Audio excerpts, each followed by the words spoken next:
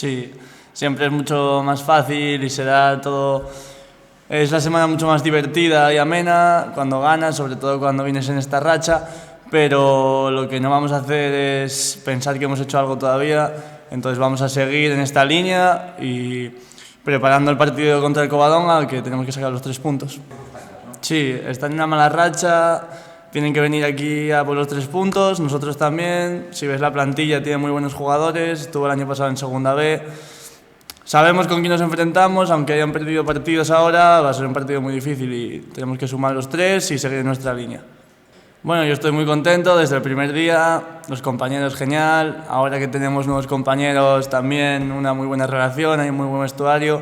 Y en cuanto al centro del campo, yo donde me ponga el míster, con tal de tener minutos y aportar, y más si ganamos, donde sea, me da igual.